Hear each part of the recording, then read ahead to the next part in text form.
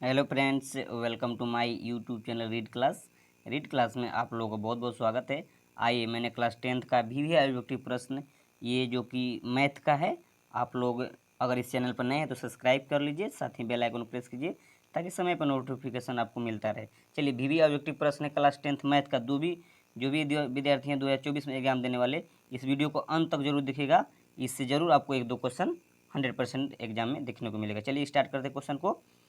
तो question number 1 है कि देखिए यहाँ पे क्वेश्चन नंबर 1 है कि किसी, थोड़ा सा इसका बढ़ाना होगा आप लोगों का, 1 मिनट वेट कीजिएगा, आप लोग इसको करेक्ट कर दें। क्वेश्चन इस प्रकार है कि देखिए, कलर भी चेंज करना होगा, 1 मिनट आप लोग वेट कीजिएगा। हाँ, कि यदि किसी घनाभ की लंबाई L और चौड़ाई B तथा ऊंचाई h हो तो घनाभ का आयतन है। तो देखिए, घनाभ का आयतन क्या होता है, आप लोग बताइए। घनाभ का आयतन क्या होता है? तो बोलिए, घनाभ का आयतन होता है लंबाई गुना चौड़ाई गुना ऊंचाई। तो वही बोला है कि ये सिर्फ घुमा कर क्वेश्चन दिया और क्वेश्चन कुछ है नहीं। तो घनाभ का आयतन होता है लंबाई गुना चौड़ाई गुना ऊंचाई, ठीक ना। वहीं पे पूछ दे कि घन का आयतन क्या होता है, तो बोलिएगा ए क्यू, या तो भुजा का, ठीक है ना, भुजा का क्यू। ठीक है, अगला क्वेश्चन हम लोग देखिए। तो हम लोग इसको इरेज कर दें, ठीक है, ठीक ना। देखिए क्वेश्चन नीचे वाला एक नंबर 2 देखिए। क्वेश्चन नंबर 2 में है कि यदि 10 10 डिग्री, 10 15 डिग्री, ठीक ना, और 10 75, 10 80। तो देखिए, हमने बताया था, अगले वीडियो में भी दिए हैं क्वेश्चन में, कि देखिए आप लोग जोड़ा बनाइए। तो 10 80 और 10 10 और 10 80 जोड़िए तो 10 90, और 10 15 और 10 75 तो 10 90। जब ऐसा जोड़ा बनकर 90 में बन जाए तो याद रखिए उसका आंसर क्या होता है। तो बोलिएगा सर आंसर क्या होता है, तो 1 होता है। कितना होता है? 1, जो कि ऑप्शन नंबर डी आपका करेक्ट हो जाए, ठीक है ना। ये आसान तरीका है बनाने का। चलिए अगला क्वेश्चन देखिए। क्वेश्चन अगला है कि निम्नलिखित में कौन सा द्विघात समीकरण है, बताना है कि द्विघात समीकरण कौन सा है। तो देखिए, द्विघात समीकरण का मतलब क्या होता है।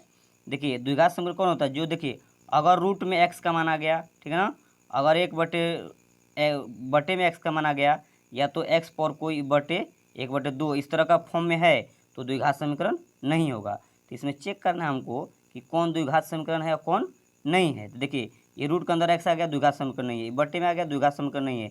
ये देखिए, ये भी क्या है आपका एक्स क्यू है ना, तो ये भी द्विघात समीकरण नहीं होगा, क्योंकि देखिए स्क्वायर करेंगे तो क्यू है, तो ये द्विघात का मतलब स्क्वायर होना चाहिए, लेकिन यहाँ क्यू नहीं होगा।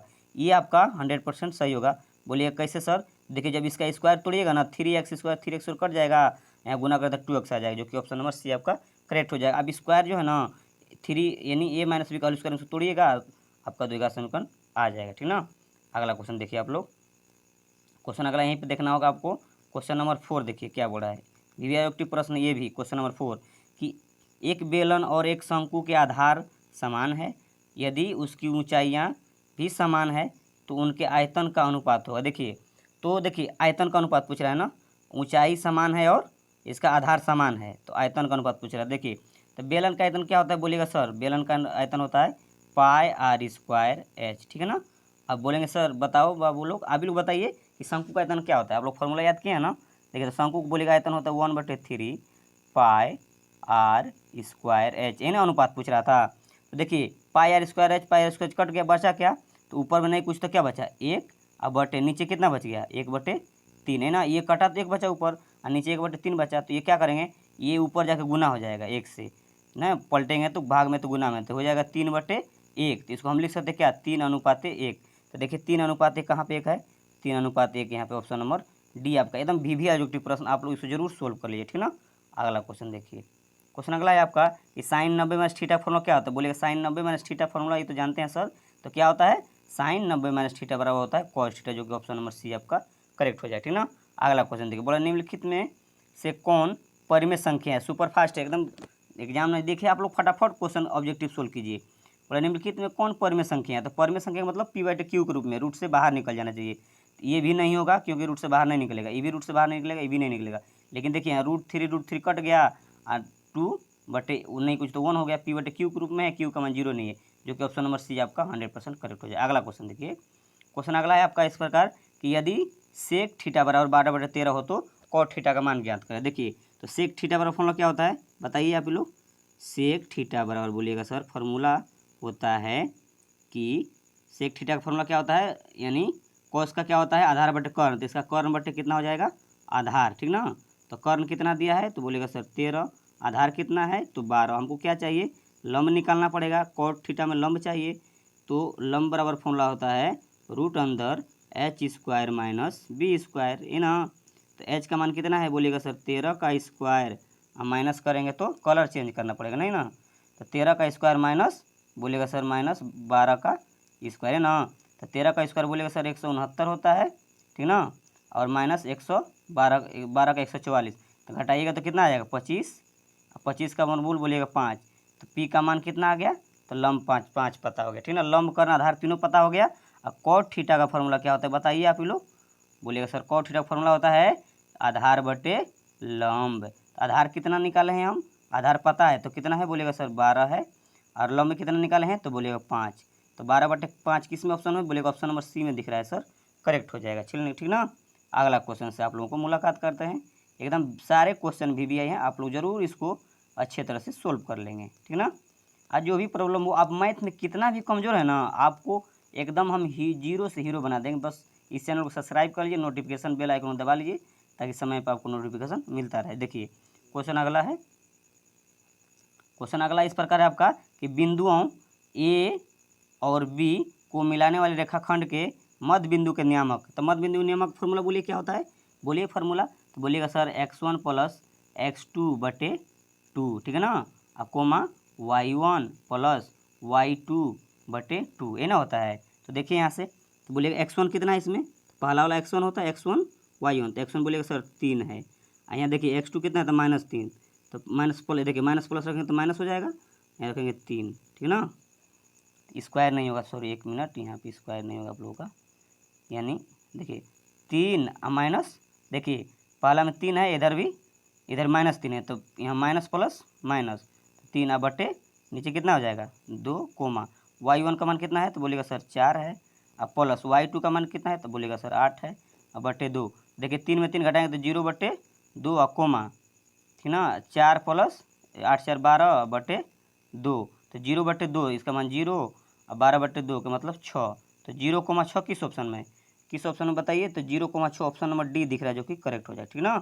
अगला क्वेश्चन आप लोग देखिए, क्वेश्चन अगला है कि बिंदु इतना मिला रेखाखंड, तो निकाल दिया आप लोग। देखिए किसी वृत्त पर बाह्य बिंदु से कितनी स्पर्श रेखाएं खींची जा सकती है। इस तरह क्वेश्चन हम बहुत बार बता दिए हैं, फिर एक बार समझ लीजिए। तो देखिए एक वृत्त है, तो स्पर्श रेखा का मतलब क्या होता है, एकदम इस पे बाह्य बिंदु एक बोल रहा है, तो बाह्य बिंदु स्पर्श का मतलब इस पे स्पर्श करेगा, कटना नहीं चाहिए नहीं तो उच्छेदक हो जाएगा। ये बोला सिर्फ स्पर्श बिंदु, बोला किसी वृत्त के बाह्य बिंदु से कितनी स्पर्श रेखाएं खींची जा सकती है। तो याद रखिएगा किसी वृत्त के बाह्य बिंदु से सिर्फ केवल न केवल 2 स्पर्श रेखाएं खींचे, जो कि आपके सामने है, स्पर्श करता हुआ जा रहा है, 2 स्पर्श रेखाएं खींची जा सकती है। ये बहुत बार पूछा गया प्रश्न है, इसलिए आपको अच्छे से याद कर लें, ठीक ना। चलिए अगला क्वेश्चन देखिए, क्वेश्चन अगला है आपका कि क्वेश्चन निम्नलिखित 11 निम्नलिखित में कौन सी संख्या एक घटना की पर्यायता नहीं हो सकती है। तो याद रखिएगा निश्चित घटना की पर्यायता तो बोलिएगा सर 1, अनिश्चित घटना की पर्यायता बोलिएगा सर 0। आप बोल दे कि किसी घटना की पर्यायता नहीं हो सकता है तो कभी भी पर्यायता घटना माइनस में नहीं होता, जो कि ऑप्शन नंबर बी आपका क्लियर हो जाएगा। 3 क्वेश्चन यहाँ पे क्लियर हुआ, बोलिएगा सर कौन कौन। तो निश्चित घटना पर्यायता 1, अनिश्चित घटना पर्यायता 0, और घटना पर्यायता की घटना नहीं हो सकती है तो माइनस में नहीं हो सकती, ठीक ना। चलिए अगला क्वेश्चन हम लोग आप लोगों के सामने रखते हैं, आप लोग सोल्व करने का प्रयास कीजिए, ठीक ना। क्वेश्चन है सबसे छोटी भाज्य संख्या और सबसे छोटी अभाज्य संख्या का महत्तम समवर्तक क्या होगा। तो सबसे छोटी भाज्य संख्या क्या होती है तो बोलिएगा सर सबसे छोटी भाज्य संख्या होता है 4, और सबसे छोटी अभाज्य संख्या क्या होता है तो बोलिएगा सर 2। तो 2 और 4 का एचसीएफ कितना होता है, तो एचसीएफ निकल हाईएस्ट कॉमन फैक्टर, तो बोले दोनों में कॉमन क्या रहता है 2, तो बोलिएगा सर ऑप्शन नंबर बी आपका सही हो जाएगा। क्या क्वेश्चन में बनाने में कुछ दम नहीं है, आप लोग सिर्फ प्रैक्टिस कीजिए, practice makes a man perfect. अभ्यास ही व्यक्ति को महत्वपूर्ण बनाता है, इसलिए अभ्यास कीजिए और हर एक क्वेश्चन को सोल्व कीजिए, एकदम सेकेंडों नहीं लगेगा क्वेश्चन को सोल्व करते जाइए। देखिए एक धातु का घन जिसकी भुजा 1 सेंटीमीटर है को खींचकर 4 mm एक तार बनाया जाता है, तो तार की लंबाई। देखिए एक क्वेश्चन हम बताए थे अगले वीडियो में भी, एक ऑब्जेक्टिव में भी ऐसा क्वेश्चन दे देता है ना जो कि एक पेज का जाता है, तो इसलिए मैंने इसको सोल्व करके व्हाट्सअप ग्रुप पे डाला है। अगर अब तक आप व्हाट्सअप ग्रुप पे नहीं जुड़े हैं तो वहाँ जुड़ लीजिए, क्योंकि वहाँ पे हम सोल्व करके डाल दिए हैं। जो भी आप लोग नहीं जुड़े हैं तो व्हाट्सअप मेरा नंबर है, आप लोग नोट करिए, जुड़ लीजिएगा। देखिए 6203 925 891, ये मेरा व्हाट्सअप ग्रुप है, आप जुड़िएगा। इस तरह का सवाल आपको वहाँ सॉल्यूशन के साथ मिलेगा, ठीक ना। इसको नोट कर लीजिए, आप लोग जरूर मेरे व्हाट्सअप ग्रुप से जुड़ जाएंगे, ठीक ना। तो देखिए इसको सोल्व कैसे किया, थोड़ा सा हिंट्स दे देते हैं। तो जो है ना इसको, क्योंकि देखिए सब सेंटीमीटर में आंसर है, देख रहे हैं ना यहाँ पे, सब जब सेंटीमीटर में आंसर है तो जब इसको में है ना, तो को सेंटीमीटर में बदलने के लिए 10 से भाग दिया जाता है। क्या किया जाता है, 10 से भाग दीजिएगा आप लोग, यहाँ पर मान रखिएगा, निकल जाएगा। अगर नहीं निकलता तो व्हाट्सअप ग्रुप से जुड़िए, वहाँ पर सोल्व करके हम डाल दिए हैं। आंसर भी बता दिए कितना आएगा, 25/5 आपका, ठीक है ना। अगला क्वेश्चन देखिए, क्वेश्चन है कि 1 + tan² थीटा बराबर फॉर्मूला क्या, फार्मूला है 1 + tan² थीटा बराबर क्या होता है, तो बोले सर cos² थीटा, जो कि बी नंबर आपका करेक्ट हो जाएगा। अगला क्वेश्चन देखिए, क्वेश्चन अगला है आपका, ये तो कंप्लीट हो गया। अगला क्वेश्चन, दो समरूप त्रिभुज की संगत भुजाओं में 3:4 का अनुपात है तो उसकी परिमापों का अनुपात होगा। देखिए हमने बताया था पहले भी, तो त्रिभुज भुजा दिया है, क्या पूछ रहा, अनुपात का। देखिए अनुपात पूछता तब तो स्क्वायर करते, यानी क्षेत्रफल पूछता तो इसको स्क्वायर करते, लेकिन पूछ रहा है तो उसकी परिमापों के अनुपात, तो परिमाप ना पूछ रहा है, तो याद रखिएगा भुजा दे देगा और उसका परिमाप पूछेगा तो सेम के सेम वही आंसर कीजिए। कौन है, तो 3:4 आंसर होगा। अगर वही इसी तरह भुजा दे दे और परिमाप की जगह परिधि पूछे तो यही आंसर दीजिएगा, लेकिन ना भुजा दे के या क्षेत्रफल पूछे तो इसका स्क्वायर होता है, हमने अगले वीडियो में बताया था, ठीक ना। चलिए इसको सोल्व कर दिए हम लोग। अगला क्वेश्चन से आप लोग मुलाकात कराते हैं स्क्रीन के सामने, आप लोग भी बनाने का प्रयास कीजिए। देखिए दो चर एक्स वाई रैखिक समीकरण ax + by + c = 0 के कितने अधिकतम हल हो गए, तो याद रखिए अनगिनत हल होता है, ठीक ना, याद रखिए आप लोग। तो चलिए, अगर मेरा प्रयास अच्छा लगा और ऑब्जेक्टिव बनाने का तरीका, तो वीडियो को लाइक कीजिए और दोस्तों को ज़्यादा शेयर कीजिए और चैनल को सब्सक्राइब कर ही लीजिए। और बेल आइकन दबाने से फ़ायदा क्या, आपको नोटिफिकेशन समय पर मिलेगा। फिर मिलते हैं नेक्स्ट वीडियो इससे भी अच्छे बेहतर में। Thanks for watching.